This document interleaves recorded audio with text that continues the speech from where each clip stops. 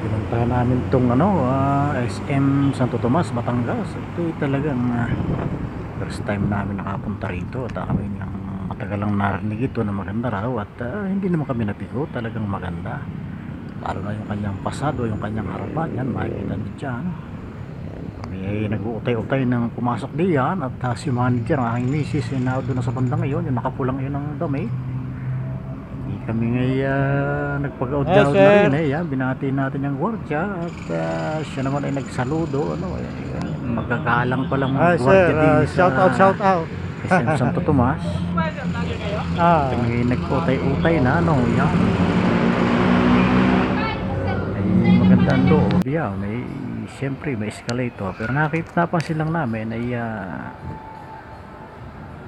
ay siyempre mas malaki pa rin yung SM Santa Rosa, pero maganda ito, magandang moderno at naalala ko dito yung Singapore. Hindi pa naman tayo nakarating na Singapore, pero nakita natin itong mga poster rito na may parang may mga halaman. Ay kahawig siya noong mga nasa Singapore ng mga area doon, yan, mga poster na yan na may parang may namumukadkad na kabuti.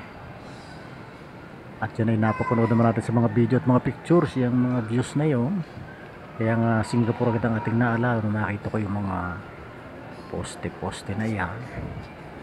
Yan, mga halaman. At siyempre, pag pumasok ka sa lalo't ganitong medyo maedad-edad na tayo, senior citizen eh siyempre ang ating inuuna diyang puntahan madalas walang iba kundi itong food court at tayo maghahanap-hanap ng ikangay malalapang at maunguya-nguya diyan.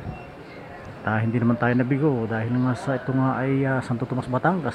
Di marami diyan mga produktong galing sa Batangas. At namataan ko nga agad diyan ay lomi at meron ding kaping barako na anli, mind you, anli na kaping barako. Kaya si manager hindi pag-gala-gala dyan at pumila na dyan sa mga tindahan dyan, mga restaurant dyan. Samantala ako ay naglibang-libang sa paligid at dini ay gaya na nyo makikita ay kitang-kita itong bundok ng Makiling. I think bundok ng Makiling siguro yan. Pag ikaw nga ay nasa food court ay makikita mo na iyan. Napagandang panoorin yan, lalo na kung malamig siguro ang panahon. Ngayon mainit pa kaya medyo hindi ka rin makaupo nung nakadikit niya sa salamin kasi medyo mainit ang hulab sa labas. Pero isipin mo, kumakain ka dyan sa food court tapos makikita mo ganyang tanawin, ay lalo kang gaganahan sa pagkain. Ayan, dyan nga kami umorder nga si Mrs. Dian sa tabi-tabi dyan. Ang pangalan ng isa ay Judy at yung pangalan ng isa ay Kuwatog. Umorder ng lumi dyan sa Kuwatog.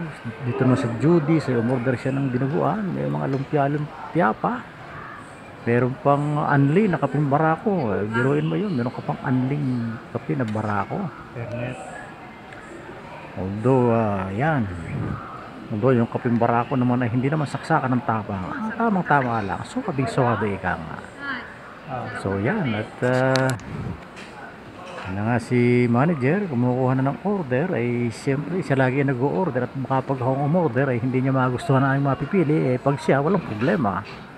Ano man ang orderin niya hindi naman masasayang at kahit anong orderin niya ay kakainin ko talaga. Ayan, dumarating na si manager at talagang kami magsisimula ng maglapang-lapang din yan ako ay napakasarap ng order na sigurado masarap luming Batangas to Santo Tomas, Batangas to, kaya ito talagang legit na lomi ng Batangas. Yan ay natikman ko talaga napakasarap ito talaga, napakalagkit na sabaw, meron pang chami, meron pang dinuguan.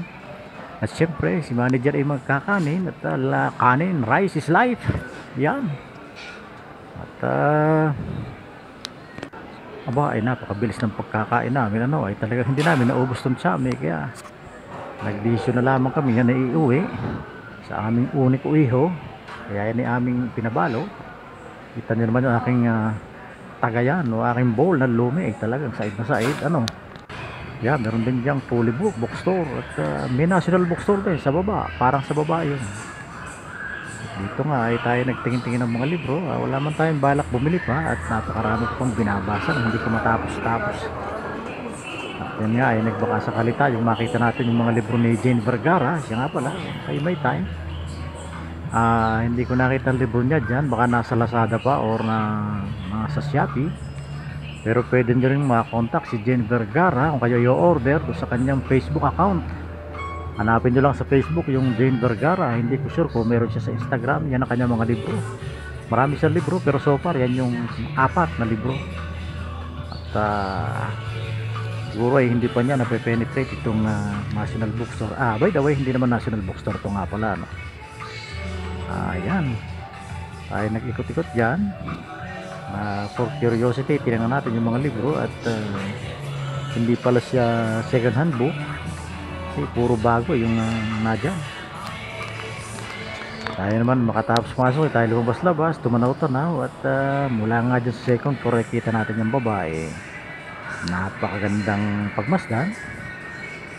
At actually hindi namin naikot lahat dahil nga sa kumain, busog, di medyo kahit konti-konting lakad na lang ating ginagawa. So yan, muli maalala nyo dyan siguro Singapore, pag nakikita nyo yung mga posting yun na parang may nakabutay doon sa bandang taas, ay para talagang maalala mo ay yung nakikita mong picture at video ng Singapore. Pag nakikita mo yung mga poste-poste na yan, so maganda. At dahil dito nga meron na nga dito sa Santo Tomas, siguro mababawasan na yung nagpupunta dyan sa SM Lipa. So kahit paano iluluwag-luwag siguro, pati yung Kalamba. Sa Kalamba ay laging siksikan dahil nga sa yun ay yung mga terminal doon ng sasakyan, mga jeep, mga van, may mga terminal doon, kaya rin nga laging puno yung SM Kalamba. Para ding SM Santa Rosa na palagi rin napakaraming tao kahit weekdays. By the way, parang dito sa Southern Tagalog ay pinakamalaki pa rin yata ang SM Santa Rosa. Parang narinig ko meron din yata ang SM San Pedro, pero hindi ko pa dito lang kami sa Carmona, pero hindi pa namin napupuntahan yung SM San Pedro. Parang meron yan. Si manager ay panay ang selfie. At siyempre tapos timer din sa SM Santo Tomas pa-selfie yan. Diyan ako ituwan-tuwa dyan sa pusang ayan na verde, green. Si Tommy pala yan. Hi bestie, I'm Tommy. Meron pang isa doon pusang green din hindi ko na nabasa kung anong pangalan ng nasa kabila. Baka yun ay female version itong si Tommy. Napakalaking stop toy na nakapatong dyan sa bandang itaas. Itong SM yun na isa pa yun. Green din. Ano pangalan niya? Tommy pala siya. Siya pala si Tommy. Itong isa si Tommy, ito si Tommy. Siguro yan si Tommy ay female cat. Yan, siyempre may mga tindahan dyan ng rubber shoes. Ang nakalimutan ko lang hanapin ay music store or tindahan ng gitara, kasi nga yung mga vlog ko dyan kung napanood nyo ay hindi nabasag yung clip ko na ating in-order. At by the way, na-refund naman natin yung 5,000 plus. Kaya lamang doon nagpunta sa sa Lazada wallet, hindi ko makita yung ang GCash, hindi ko mapindot yung GCash, hindi lumalabas sa pagpipilian, kaya napindot ko yung Lazada wallet. Ang matindi, doon napunta yung ating refund. Ay sus, tinry ko kaninang ipambayad ng RFID, ayaw pumasok, not yet in service daw. Pero pag umorder ka sa Lazada products ang mabilis pa sa alas 4. So yun ang nangyari, na-refund nga, kaya lang nasa Lazada wallet, di magagamit mo rin lang yun pag order ka sa Lazada. Alangan naman umorder ulit ako ng gitara. So by the way, speaking of gitara, pinagtyaga na lang natin ulit yung lumang gitara na nabili ko noong 2015 June. Bumili na lang ako ng bagong kwerdas. Ano ba yung sa kwerdas? Strings yun. At ganda-ganda naman ang tunog. Baka iparinig ko sa inyo dyan yung tunog ng gitara. Meron tayong tinugtog na ilang mga intro, mga paparinig natin dyan, manaka-naka. Yan. Pagka ako'y medyo natigil sa pagsalita, ay ating ipaparinig ng bahagya. So yan, pagkatapos kaming makapag-ikot-ikot, hindi nga namin naikot lahat, kami nag-utay-utay ng pabalik sa matulaing bayan ng Carmona.